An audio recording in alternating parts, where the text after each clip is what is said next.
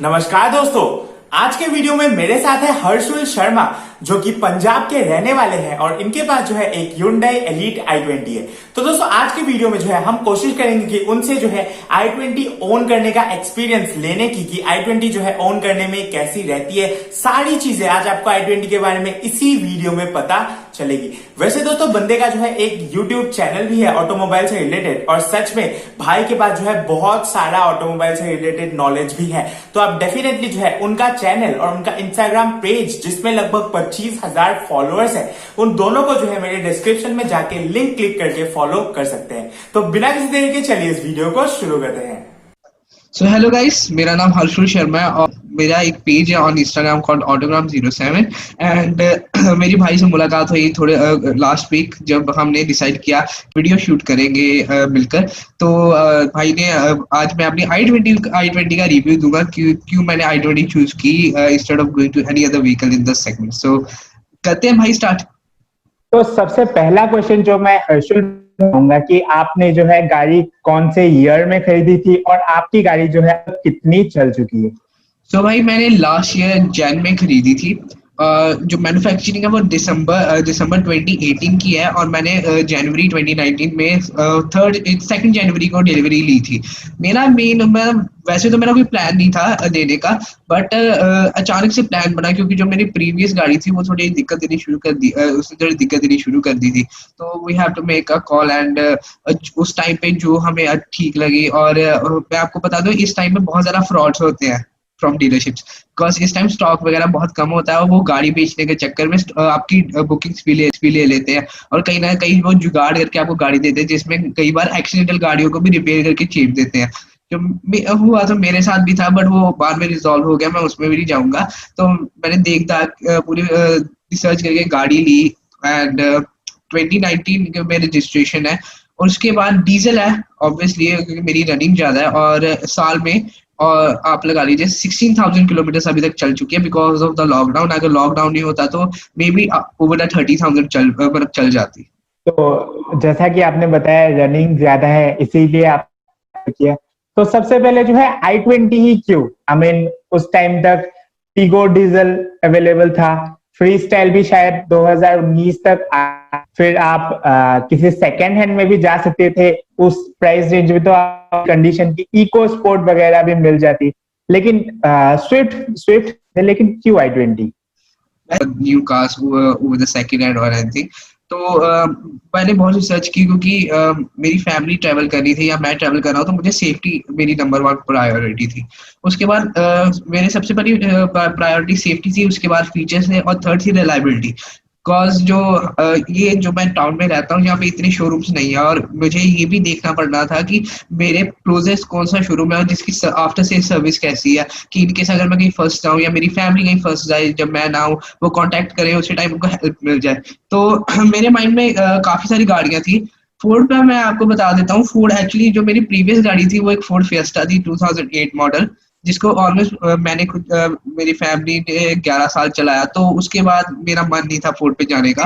वैसे Ford make brilliant products. मेरा plan भी था EcoSport पे जाने का, मैंने देखी भी थी, बट मुझे कहीं ना कहीं लग रहा था मुझे एक नई कंपनी में शिफ्ट हो जाना चाहिए या कोई और एक्साइटिंग व्हीकल लेनी चाहिए जो फ्रेश हो, मेरी फैमिली के लिए फ्रेश हो, जिस सेगमेंट में हम पहले ना गए हो। तो उसके बाद मैंने क्रेटा भी देखी। क्रेटा भी अच्छी थी, गाड़ी ऑब्वियसली अच्छी है, बट प्रॉब्लम ये है कि मेरे पास ऑलरेडी इनोवा है और उसके बाद एक और बड़ी गाड़ी लेना वो काफी बल्कि है। तो मुझे अच्छा ठीक नहीं लगा कि एक और बड़ी गाड़ी लूं, पार्किंग स्पेस इश्यूज हो जाते हैं। उसके बाद जैसे मैंने अमेयो देखी, फॉक्सवैगन अमेयो, उसका डीजल इंजन बहुत अच्छा है। जो उसका 1.5 लीटर TDI डीजल इंजन आता था तो वो बहुत अच्छा था, बट रीजन उसका ये था कि फॉक्सवैगन का जो मेंटेनेंस था, वैसे तो मुझे मेंटेनेंस से भी कुछ नहीं था, बट मेरी फैमिली में ऑलरेडी वेंटो थी। तो वेंटो मेरे कजन के पास वेंटो है और उसका एक क्लच प्लेट खराब हो गई और वो क्लच प्लेट ही उसको 64,000 की पड़ी। आई डोंट नो कि क्या प्राइसिंग एंड ऑल। तो मुझे लगा कि 60 इतना ज्यादा मेंटेनेंस भी होना इजंट दैट ग्रेट। सो मैंने सोचा कि अब मैं किस पे जाऊं। Then my mama ji he has a 2010 i20 और वो i20 एक गाड़ी ऐसी है जो इतनी रिलायबल है, वो रोज I think so 300 something kilometres travel करते हैं, रोज उनका अप डाउन होता है। उसमें कंफर्ट लेवल्स, उसकी रिलायबिलिटी एंड ओवरऑल प्रोडक्ट, मुझे उन्होंने कहा कि you should go for this, and I made my mind, and घर वालों की भी पसंद आई, so we went to take a look at i20, and i20 सबको पसंद आ गई, and eventually we booked the vehicle, gave the booking amount and all, and we after 2 days we took the delivery। मैंने Brezza भी देखी थी, but Brezza मैंने इसलिए नहीं ली because of the safety. Obviously 4 star rating है, बट जो उसकी सेफ्टी है, फिर भी उसकी जो सेफ्टी है अगर आप चला के देखोगे ना, वो इतनी सेफ फील नहीं होती if you compare it to i20 और समथिंग। और वैसे भी जिस प्राइस ब्रेजा आती है उस प्राइस में अगर आप उसकी प्लास्टिक क्वालिटी को देखोगे और इंटीरियर में जो एक फील गुड फैक्टर वो पूरी कंप्लीटली मिसिंग है। ब्लैक कैबिन से जो है थोड़ी सी क्लॉस्ट्रोफोबिक सी फील भी आती है, और प्लास्टिक क्वालिटी सच बहुत ज्यादा चीप लगी ब्रेजा की। जी जी जी, ऑलमोस्ट 30 लाख ऑन रोड पड़ रही थी। अगर मैं ओके पूछूं कि आपके पास i20 का कौन सा वेरिएंट है और जो है माइलेज वगैरह कितना प्रोवाइड करती है, क्योंकि माइलेज जो है हम मिडिल क्लास इंपॉर्टेंट फैक्टर ही बन जाता है। तो मेरे पास एस्टा ऑप्शनल है, मैनुअल, डीजल कभी अभी ऑफर नहीं करता था जब मैंने गाड़ी ली, ऑटोमेटिक नहीं ऑफर करता था डीजल में। तो Asta optional 6 speed manual gear box के साथ है। और माइलेज भाई रियली आप पे डिपेंड करती है कि आप कैसे गाड़ी को चलाते हो। अगर आप हैवी फुट से चला रहे हो, गाड़ी को खींच रहे हो, फिर भी गाड़ी इतना मेंटेन करके आपको 16 के आसपास दे दीजिए। और मैं MID का नहीं बोल रहा, मैंने टाइम टू टाइम मेजर की हुई है। अगर आप हार्ड होते हो थ्रोटल पे तो 16 का आराम से देगी। बट अगर आप निम्बल फुट से, लाइट फुट से गाड़ी चलाते हो, हाईवे पे क्रूजिंग करते हो on average speed of like आप लगा लीजिए 90 to 100 in between these numbers, तो वो आपको 24 की माइलेज भी आराम से दे देती है। और मैंने खुद निकाली है, टाइम टू टाइम मेजर की, MID पे 28 शो कर रहा था। There's a difference of 4 kilometers between the MID and the tank to tank, but 24 for a i20 is pretty good अगर आप लाइट फुट से चलाएं, पर हाईवे भी स्ट्रेट होना चाहिए। मेरे व्यूअर्स को बताना चाहूंगा कि जिनको भी नहीं पता, हमारे पास भी जो है एक 2012 मॉडल i20 थी जिसको iGen i20 कहा जाता था। i20 है, इससे पहले iGen i20 आया करती थी। तो वो बेसिकली पेट्रोल बारे में डिस्कस नहीं करेंगे, मैंने जस्ट आपको जो है एक जानकारी दे दी। पूछना चाहूंगा कि Hyundai जो है फेमस है कि ऐसा लोग, मेरा भी मानना है कि अपने सेगमेंट पे सबसे बढ़िया इंटीरियर जो है Hyundai ही बनाती है। Hyundai की गाड़ियों में जो है फील गुड फैक्टर, जैसे वगैरह के सेगमेंट पे नियोस देख लो, उससे ऊपर टियागो वगैरह की, पिछले वीडियो में भी कहा था सेंट्रो का इंटीरियर, ऊपर क्रेटा का इंटीरियर, वर्ना का। ऐसा आपका भी मानना है कि प्रीमियम हैचबैक सेगमेंट पे Hyundai या इंटीरियर प्रोवाइड करती है?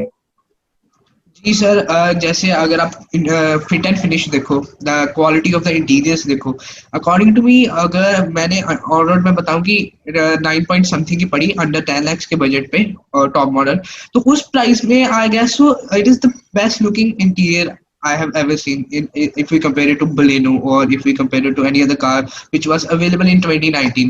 Obviously Tata Altroz नहीं थी, तो अभी i20 next डोमिनेंट फील नहीं होता। आजकल हमारे पास जो फीगो है उन सब की तुलना में जो है मुझे i20 वीक लगती थी। हालांकि मैंने एलीट i20 भी चलाया हुआ है, उसकी ब्रेकिंग मुझे पता, मतलब ऐसा लगता है कि Hyundai ने सुधारा है, लेकिन फिर भी मेरे को जो है बहुत ही अच्छी वाली ब्रेकिंग i20 की नहीं लगती। तो क्या आपका भी ऐसा मानना है, या फिर ओनर को जो है थोड़ा सा चलाते चलाते तरह हो जाता है?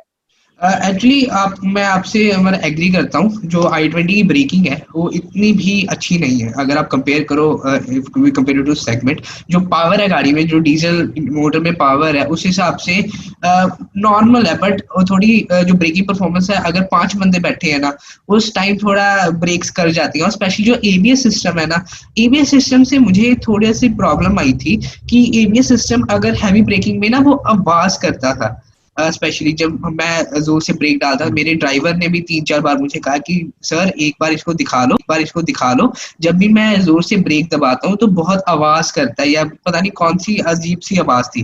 मैंने सर्विस सेंटर में दिखाया, जस्ट टोल्ड मी कि i20 का जो ABS है भाई, मैं आपको थोड़ा सा काट रहा हूँ, i20 का जो ABS है मेरे को लगता है बहुत जल्दी हो जाता है। थोड़ी सी भी अगर सड़क थोड़ी सी भी मतलब ब्रेकिंग दबाते ही एबीएस जो है सेंसिटिव होता है और उससे साउंड आती है, जो हार्ड ब्रेकिंग पर साउंड आती है, वो चीज डेफिनेटली मैंने भी फील की है। तो उसके बाद क्या हुआ, मैंने अपने शोरूम में दिखाया सर्विस सेंटर में, and they gave me a list of things which have to be done to the car, एंड उन्होंने क्या किया, उन्होंने बस फायदा उठाया उस चीज का कि हम पैसे बना लेते हैं। तो आई वाज लाइक कि उन्होंने 20-25 हजार का बिल पकड़ा दिया, ये होने वाला है, ये यूनिट चेंज होगा, ये चेंज होगा, रोडर्स चेंज होंगे, ब्रेक चेंज होंगे। मैंने कहा 3 महीने हुए गाड़ी दिए हुए, तो अभी अगर आप इसको ये सब चेंज करोगे तो क्या फायदा, मैं फिर रिप्लेसमेंट के लिए जाऊंगा। क्योंकि मेरा hyundai के साथ पहला भी एक्सपीरियंस था, वर्ना जब जो $20 वर्ना थी, उसमें भी हमारा केस वगैरह चला था, वो लंबी बात है, वो फिर कभी डिस्कस करेंगे। तो मैं फिर परेशान हो गया कि मैंने एक ट्रस्ट करके इस गाड़ी को लिया और फिर ये चेंज होना, तो मैंने क्या किया, मैंने इग्नोर किया और मैं इसको सीधा ले गया अपने एक नॉन के पास, जो कस्टमाइज करने में फेमस है अमृतसर में। तो उन्होंने क्या कहा कि तू एक काम कर, इसमें नए रोडर्स डाल और नए ब्रेक पैड्स, जो सारा उसका किट होती है ब्रेकिंग की, थोड़ा पैसा खर्च और डाल, तो तेरे को डिफरेंस पता लगेगा। एक्चुअली बात क्या है कि वो एबीएस सिस्टम को थोड़ा सा करना पड़ता है, अपने हिसाब से सेटिंग करनी पड़ती है। तो वो भाई ने की, आई डोंट नो कि क्या प्रोसीजर होता है, नए रोडर्स, नए ब्रेक्स, नए ब्रेक पैड्स एंड जो भी होती है ब्रेक एलिमेंट्स, वो सभी नए पड़े। उसके बाद कुछ उन्होंने एबीएस सिस्टम के साथ हल्का छेड़छाड़ की, बट आफ्टर दैट जो ब्रेकिंग परफॉर्मेंस है ना गाड़ी की, वो ब्रिलियंट है। जब आप दबाते हो उसी टाइम स्टॉप हो जाती है, ये आगे नहीं पीछे नहीं, वहीं पे स्टॉप, बहुत मतलब इम्प्रूव हुई है। हालांकि मेरा मतलब काफी पैसा लग गया उस ब्रेकिंग परफॉर्मेंस को लेने के लिए, बट अकॉर्डिंग टू मी, अगर आप चाहते हो कि आपकी फैमिली सेफ रहे और आप हाईवे पे अगर आपको इमरजेंसी ब्रेक दबानी पड़े तो उसी टाइम गाड़ी रुक जाए, तो आपको थोड़ा अपडेट करना पड़ेगा अगर आपके पास Hyundai की गाड़ी है। तो मैंने वो खर्चा, और उसके बाद I am totally 110% satisfied from braking. वो वैसे भी नॉर्मल जो आपको ब्रेक्स मिलती है वो ठीक है, ज्यादा भी कोई इश्यू वाली बात नहीं है। तो यहाँ पर जो है बहुत अच्छी बात बताई, अगर कोई i20 मतलब किसी के पास भी अगर i20 को भी अगर ब्रेकिंग से कोई शिकायत है तो डेफिनेटली भाई ने जो बात बताई, आप उन मैकेनिक वगैरह को जो है प्रॉब्लम बता सकते हैं। शायद वो जो है शायद चीप तरीके से किसी और तरीके से जुगाड़ बैठा के जो है उस चीज को शायद ठीक कर दे। तो भाई ने ये चीज जो है बहुत ही बढ़िया बताया। भाई से पूछना चाहूंगा कि एक प्रीमियम हैचबैक, पहला काम होता है कि गाड़ी में कंफर्ट होना चाहिए, जो कि इस सेगमेंट में मिसिंग है। सस्पेंशन बहुत ज्यादा स्टिफ है गाड़ी पे, तो i20 में भी वही सीन है या फिर i20 टोटली डिफरेंट है बलिनो से? डिफरेंट है भाई, क्योंकि जो बलेनो का सस्पेंशन है, जब मैंने ड्राइव की थी, स्पेशली मैंने जब डीजल ड्राइव की थी, तो उसका जो सस्पेंशन है वो बहुत ज्यादा, आप कह सकते हो अजीब सा है। क्योंकि जब आप ओवर द पोर्ट होल्स जाते हो ना, तो उसका सस्पेंशन बहुत ज्यादा स्टिफ है, बहुत ज्यादा फील होता है, इतना कंफर्ट वाइज नहीं रहता।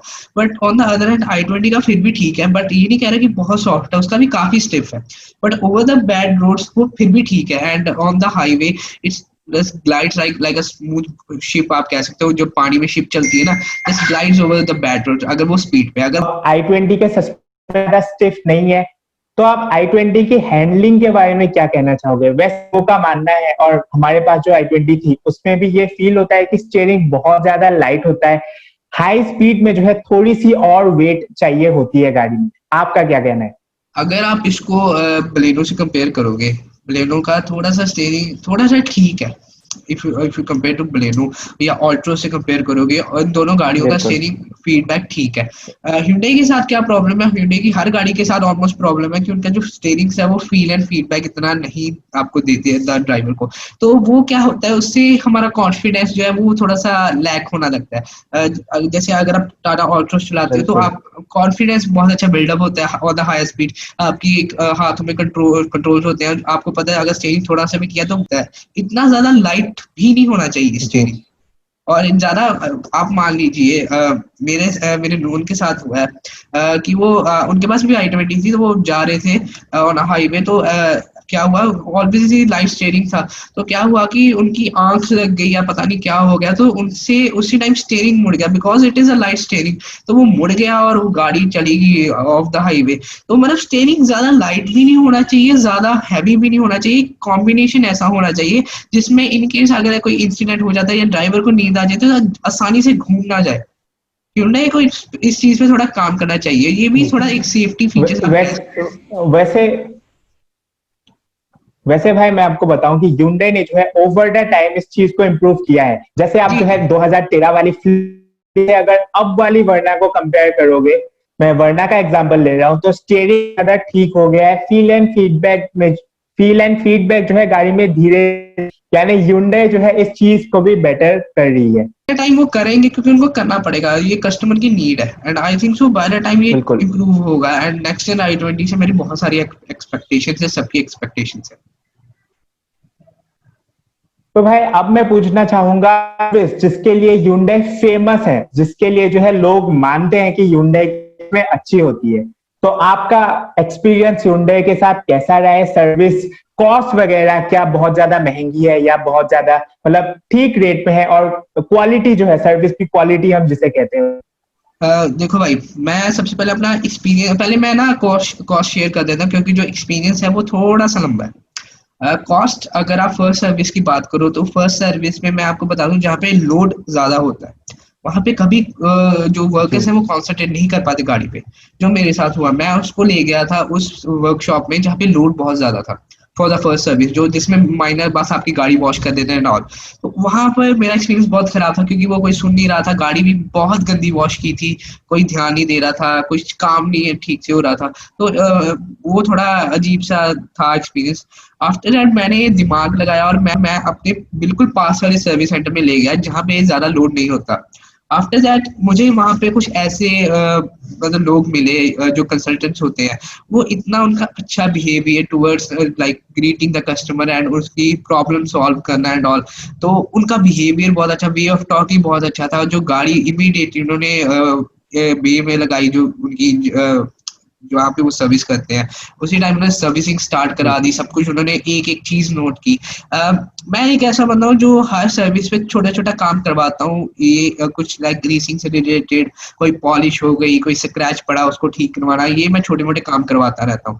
तो उसमें मेरा 7 से 8 हजार लग जाता है। बट अगर मैं उस छोटे मोटे काम ना करवाऊँ जो मैं करवाता हूँ, तो इसका खर्चा 6,000 से लेकर 6,400 के बीच बीच में आता है सर्विसिंग का। तो मैं भाई से स्पेस वगैरह के बारे में नहीं पूछूंगा, क्योंकि वो सब जो है आप i20 के अगर Hyundai i20 रिव्यू सर्च करोगे तो वो सब आपको मिल ही जाएगा। लेकिन दोस्तों ये है एक्सक्लूसिव ओनर रिव्यू जो कि सिर्फ मैं और हरो के चैनल में प्रोवाइड कर रहे हैं। तो मैं आपसे रिक्वेस्ट करूंगा कि आप जो है दोनों के ही चैनल सब्सक्राइब करें और दोनों को ही जो है इंस्टाग्राम में फॉलो कर ले। सभी के लिंक आपको मेरे मिल जाएंगे, आप एक बार चेक करें, एक बार फॉलो करके देखो यार, फिर बताना। ऐसे पूछना चाहूंगा कि जैसा कि टियागो वाली ओनरशिप रिव्यू में कहा था कि अगर i20 मैं नेक्सॉन वगैरह जैसी गाड़ी में चलाया था तो शायद मुझसे और भी एडवांटेजेस मिलते। तो मैं आपसे दरख्वास्त करूंगा कि आप जो है मेरे व्यूअर्स को बताएं कि एक बंदे को जो है, जो कोई भी बाइक लेने की सोच रहा है, क्या उसे एक बार जो है कॉम्पैक्ट एसयूवी को थॉट देना चाहिए?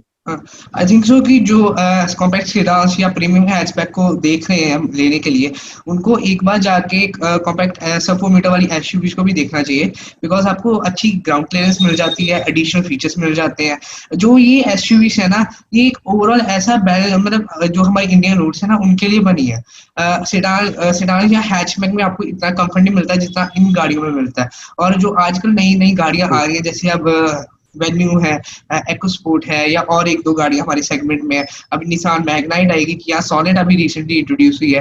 तो उन सब में आई थिंक सो कि अब ये गाड़ियां लेना ज्यादा वर्स्ट है, क्योंकि अब अगर देखें जो वर्ना वगैरह का सेगमेंट है जिसमें होंडा सिटी और सियाज आती है, उसका भी जो ट्रेंड है वो धीरे धीरे कम हो रहा है और लोग क्रेटा या सेल्टोस पे शिफ्ट हो रहे हैं। तो ऐसे ही हाँ बिल्कुल शिफ्ट हो चुके हैं ऑलमोस्ट। ऐसा ही जो मिड साइज सेडान वाला सेगमेंट सियाज सिटी वाला, वो तो लगभग मर सा ही गया है। हाँ। 3 ही गाड़ियां है बस और सिटी। अभी स्कोडा ने रैपिड राइडर के राइडर वेरिएंट के थ्रू थोड़ी सी कम्पिटिटिवनेस आई है, बाकी यारिस काम की है सेगमेंट पे। हाँ, वो तो सभी ऑलमोस्ट फेल है। तो आई थिंक सो कि मेरे अकॉर्डिंग ना इन फ्यूचर यही जो सेगमेंट्स हैं इंडियन मार्केट में चलेंगे।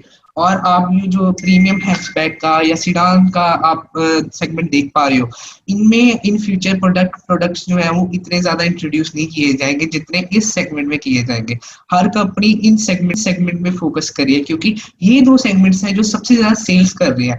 हालांकि जो कई कंपनीज के लिए प्रीमियम हैचबैक की सिडान सेगमेंट भी अच्छी सेल्स कर रही है, बट जो जिनके लिए सिर्फ वो सेगमेंट्स कर रहे हैं, एसयूवी सेगमेंट, जैसे आप किया को ले लीजिए, किया के लिए सिर्फ ये दो सेगमेंट अब सेल्स करेंगी। उनकी एमपीवी जो उनकी एमपीवी है, लग्जरी एमपीवी, वो भी इतनी नहीं चली।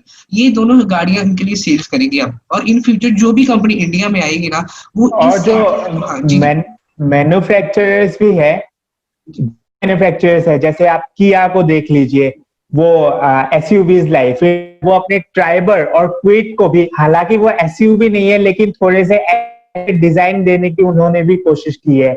मारुति ने जो है अपने एस्प्रेसो को भी थोड़ा सा एसयूवी जैसा बनाने की, बाकी रेनो अपनी टाइगर पर काम कर रही है, निसान अपनी मैग्नाइट को ला। इसी तरह जो है भारत में अभी धीरे धीरे एसयूवी वाला सेगमेंट बढ़ रहा है और हो चुका है। और फ्यूचर में जो है एमजी अपनी ग्लॉस्टर को भी टेस्टिंग करते हुए कुछ ही दिन पहले पाई गई थी।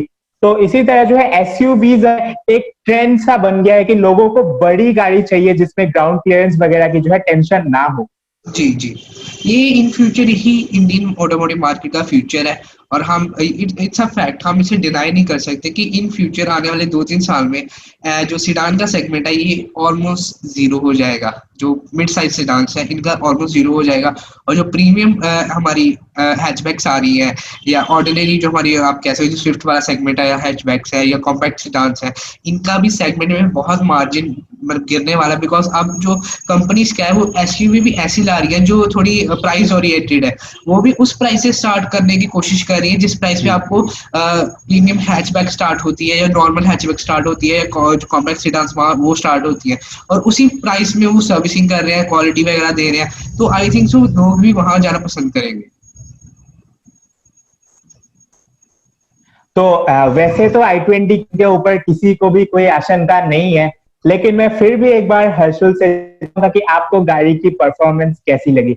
वैसे व्यूअर्स को मुझे पता है कि i20 परफॉर्मेंस के ऊपर किसी को भी डाउट नहीं होगा, लेकिन फिर भी एक बार ओनर से पूछ कि जो है उनका एक्सपीरियंस, और साथ ही साथ i20 का एसी आपको कैसा लगा। i20 के पहले एसी की बात करते हैं। i20 का जो एसी है वो दिक्कत देता है क्योंकि वो इतना कूल नहीं करता। अगर आप खड़े हो, ठीक है, अगर आप खड़े हो तो उसकी जो कूलिंग है ना वो कम हो जाती है। ये बहुत सारी i20s में हुई प्रॉब्लम। आप ट्रैफिक में खड़े हो या आप वैसे गाड़ी को खड़े खड़े चला रहे हो, गाड़ी जब ट्रैफिक में तो एसी लगभग कूलिंग करना खत्म ही कर देता है। हाँ, फॉर श्योर। जब आप मतलब गाड़ी को चलाना शुरू करते हो, मूव करना शुरू करते हो, तब जो गाड़ी की एसी है वो चालू होना शुरू होता है। उससे पहले अगर आप गाड़ी को ऑन करके एसी चला, traffic on and go traffic जो होती है, बम्पर टू बम्पर ट्रैफिक, उसमें बहुत दिक्कत आती है। स्पेशली क्योंकि मैं एक बार उसको दिल्ली ले गया था ड्राइवर के साथ, तो वहां पे बहुत दिक्कत आई थी क्योंकि एसी इतना ज्यादा इफेक्टिव नहीं था। और मैं कहीं से और को भी अगर पूछता हूँ वो भी यही कहते हैं कि एसी इतना इफेक्टिव नहीं है। और इसमें एक प्रॉब्लम है, आफ्टर 50,000 मुझे मैकेनिक्स ने भी कहा कि इसकी एसी में सब प्रॉब्लम आती है। फॉर श्योर आप उसको कुछ कर नहीं सकते, आपको उसको फेस करना पड़ेगा। और इसलिए अगर आप थोड़ी वारंटी एक्सटेंड करवा लो, या आप इतने किलोमीटर अंडर वारंटी आप कर लो कि अगर आपकी दिक्कत आती है, क्योंकि जो आएगी वो आपकी अंडर वारंटी हो जाएगी। एंड मैं एम कर रहा हूँ कि मैंने वैसे वारंटी एक्सटेंड करवा ली है, जो 2 साल की एडिशनल हो जाती है या 3 साल की, आई डोंट नो इतने की होगी। तो उसमें मैं मतलब है कि मैं इतना कवर कर लूँ कि इनकेस अगर प्रॉब्लम आए, क्योंकि वो बहुत मोटा खर्चा है, ऑलमोस्ट 60,000-70,000 का वो उन्होंने बताया था। तो मेरा यही एम है कि तब तक 50,000 या 56,000 चला लूं जिससे वो अंडर वारंटी हो जाए। और बात करें डीजल i20 की परफॉर्मेंस की, जो 1.4 लीटर CRDI डीजल इंजन है उसकी जो तारीफ जब तक करें वही अलग है, क्योंकि वो इंजन इतना पावरफुल है, इतना हॉर्स पावर नहीं प्रोड्यूस करता, पर जो टॉर्क आउटपुट है, जो उसका ग्रंट है, जो वो पुलिंग पावर है उसकी, वो बहुत शानदार है। स्पेशली जो 6 स्पीड मैनुअल ट्रांसमिशन है, वो कॉम्बिनेशन है दोनों का, इंजन और ट्रांसमिशन का, ये मुझे बहुत अच्छा लगता है। स्पेशली अगर थोड़ी सी फील एंड फीडबैक अच्छी होती स्टीयरिंग की, तो ये एंथुसियास्ट के लिए लोग पोलो से इस पे शिफ्ट होते हैं, जो एंथुसियास्ट पोलो लेते हैं।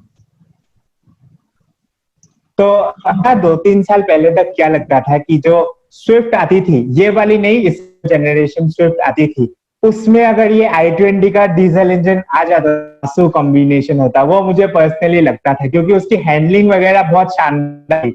1.3 लीटर डीजल ठीक ठाक था, लेकिन i20 के परफॉर्मेंस के साथ अगर आपको स्विफ्ट वाली हैंडलिंग मिल जाती तो क्या धांसू नेशन बन जाता। यही है बात। पर आप तो एक जो है, मैं इसका भी इलाज है, तो मैं जो है, सकते हो। जी भाई कंटिन्यू। इसका भी इलाज है कि अगर आप आफ्टर मार्केट, अगर आप वारंटी की थोड़ी चिंता नहीं करते, तो आप आफ्टर मार्केट से एक सिस्टम होता है, जो जिनको थोड़ा नॉलेज होती है या थोड़े एक्सपीरियंस बंदे होते हैं in terms of modding the cars and all, तो उनसे अगर आप डिस्कस करोगे तो उनके पास कई सारे जुगाड़ू टाइप या एक नए इनोवेटिव आइडियाज होते हैं, जिसमें वो जो हैंडलिंग कैरेक्टरिस्टिक है, वो उसको सारा जो सिस्टम हैंडलिंग का सारा सिस्टम होता है उसको चेंज कर देते हैं और उसको एक आपके अकॉर्डिंग टू सेट कर देते हैं। तो वो थोड़ा एक्सपेंसिव है, बट अगर कोई एंथुसियास्ट है जो अंधा पैसा खर्चता है, तो मे बी उनके लिए ठीक है।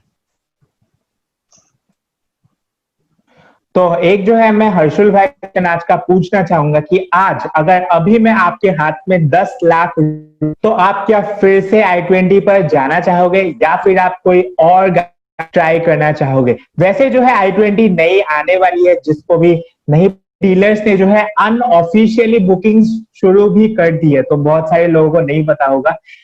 तो एक पॉइंट तो वो बनता है कि लोग नई i20 का वेट करें, उस चीज को थोड़ी देर के लिए जो है साइड करें कि नई i20 नहीं आ रही है। तो लाख रुपए में आज भी आप i20 कंसिडर करोगे और क्या लोगों को आप करना चाहोगे? अगर आज की मैं डेट में देखूं तो मैं आंखें बंद करके महिंद्रा XUV 300 डीजल पे चला जाऊंगा, चाहे उसमें बेस वेरिएंट आए 10 लाख में, बट मैं उस गाड़ी पे चला जाऊंगा, क्योंकि उसका जो डीजल इंजन है वो बहुत पावरफुल है, बहुत, मतलब उसका जो ड्राइविंग स्टाइल, जो उसके मजा आता है चलाने का, वो और किसी कॉम्पैक्ट SUV में नहीं है, और इस प्राइस रेंज में किसी गाड़ी में नहीं मिलेगा। एंड आई थिंक कि अगर शिफ्ट होऊंगा नेक्स्ट, अगर मैं प्लान करूंगा, तो मैं XUV 300 पे जाऊंगा। वैसी न्यूज आई है कि महिंद्रा ने जो है अपनी XUV 300 के प्राइसेस रिड्यूस किए हैं। एक वेरिएंट के प्राइस तो 87,000 तक reduce. Definitely a great step by Mahindra. हाँ, किया सॉनेट इफेक्ट। तो जी हाँ, तो कंपटीशन बहुत ज्यादा बढ़, डिस्कस कर रहे थे SUV का जो सेगमेंट है, कॉम्पैक्ट SUV का, वो सच में और सभी गाड़ियां, ऐसा नहीं कि कोई एक गाड़ी अच्छी है, सभी गाड़ियां इक्वली अलग अलग डिपार्टमेंट्स में। हाँ, हर गाड़ी अपने का अपना खासियत है। तो मैं हर्षुल को जो है और 2 मिनट में पूछूंगा कि क्या आप मेरे व्यूअर्स को i20 रेकमेंड करोगे? देखो गाइस, अभी i20 जो डीजल में देख रहे हैं, अभी तो नई वाली का वेट ही करो। अगर आपको नई लेनी है तो नई वाली पे फॉर श्योर चले जाना, बट अगर आप सेकंड हैंड मार्केट में देख रहे हो तो डेफिनेटली चले जाओ। बट जो प्रॉब्लम्स हमने यहाँ पे डिस्कस किया है, एक रिलेटेड टू ब्रेकिंग है, इतनी ब्रेकिंग स्ट्रांग नहीं है। वो आप पे डिपेंड है कि आप कैसे मतलब ब्रेक यूज करते हो। आप हैवी, अगर आप गाड़ी खींचते हो, तेज स्पीड पे चलाते हो, तो आपको ब्रेक्स की ज्यादा जरूरत पड़ेगी जो अपग्रेड करने की। अगर आप नॉर्मल स्पीड पे चला रहे हो तो वो ब्रेक्स भी आपकी जो स्टॉक आती है वो भी ठीक है। सेकंड जो दिक्कत आती है वो आती है आपकी एसी के साथ, जो अगर मे बी इन फ्यूचर जो अभी नेक्स्ट जनरेशन i20 आने वाली है उसमें चेंज हो जाएगी और आपको भी दिक्कत नहीं होगी। इसी के साथ जो है आज हम हमारा यूजर एक्सपीरियंस को यही है। तो सबसे पहले जो है मैं हर्षुल का धन्यवाद करना चाहूंगा कि वो मेरे चैनल पर आए, मुझे इतना मौका दिया कि मैं उनको अपने चैनल पर जो है उनका एक यूजर एक्सपीरियंस ले सकूं। तो मुझे बहुत अच्छा लगा हर्षुल से बातें करके। तो अगर हर्षुल आप कुछ कहना चाहो मेरे व्यूअर्स को एट लास्ट। कहना क्या चाहता हूँ कि हमें दोनों को आप सबकी सपोर्ट की जरूरत है, क्योंकि इन फ्यूचर हम बहुत सारे प्रोजेक्ट्स प्लान कर रहे हैं आप सबके लिए। तो आई होप कि आप सबको ये जो हम सीरीज कर रहे हैं ये अच्छी लगे, क्योंकि कई सारे ऐसे रिव्यू में भी आए जिसमें मैं और भाई दोनों मिलकर उनसे अपना ओनरशिप रिव्यू पूछे। और अगर आप ये सब देखना चाहते हो तो भाई और मेरे दोनों के चैनल को सब्सक्राइब करो और इंस्टाग्राम को फॉलो करो, आपको अपडेट्स आती रहेंगी। थैंक यू भाई for having me on the show। तो ये वीडियो अच्छा लगा, अगर वीडियो अच्छा लगा तो प्लीज इसे लाइक करें, नहीं लगा तो लेकिन डिसलाइक करते हैं तो आप मुझे कमेंट सेक्शन में जरूर बताइए कि आपने वीडियो को क्यों डिसलाइक किया। वीडियो तक हेलमेट पहने, सीट बेल्ट पहने, अपनी फैमिली को भी थोड़ा सा टाइम दे, एम्बुलेंस दे। वंदे मातरम, भारत माता की जय।